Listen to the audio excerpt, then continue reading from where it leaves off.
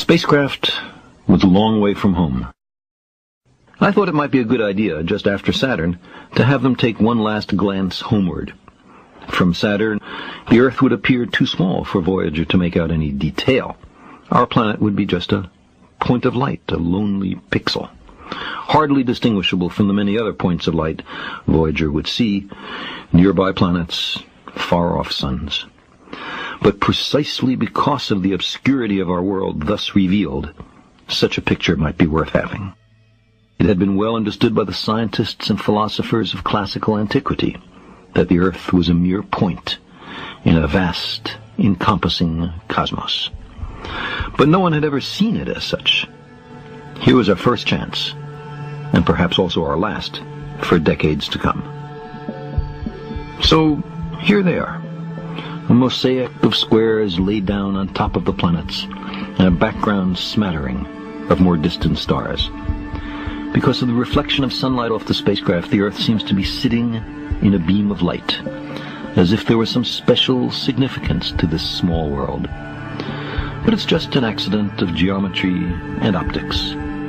There is no sign of humans in this picture. Not our reworking of the Earth's surface, not our machines, not ourselves. From this vantage point, our obsession with nationalism is nowhere in evidence. We are too small.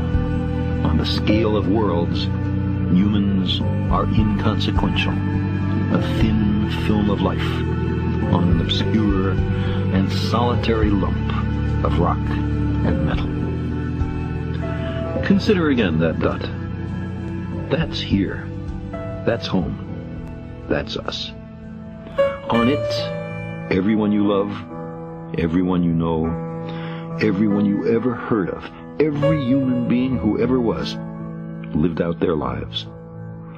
The aggregate of our joy and suffering, thousands of confident religions, ideologies, and economic doctrines, every hunter and forager, every hero and coward, every creator and destroyer of civilization, every king and peasant, every young couple in love, every mother and father, hopeful child, inventor and explorer, every teacher of morals, every corrupt politician, every superstar, every supreme leader, every saint and sinner in the history of our species lived there, on a mote of dust, suspended in a sunbeam.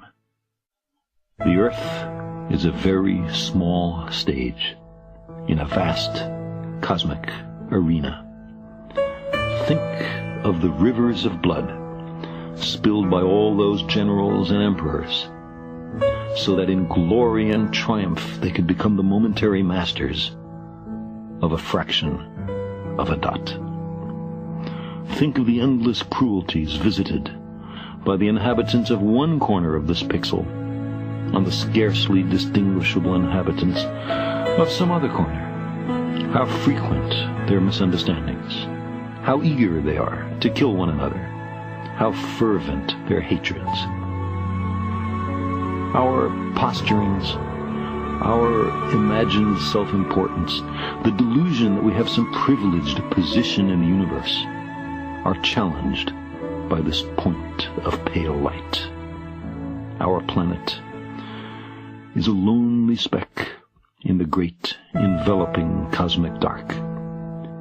In our obscurity, in all this vastness, there is no hint that help will come from elsewhere to save us from ourselves. The Earth is the only world known so far to harbor life. There is nowhere else, at least in the near future, to which our species could migrate. Visit? Yes. Settle? Not yet.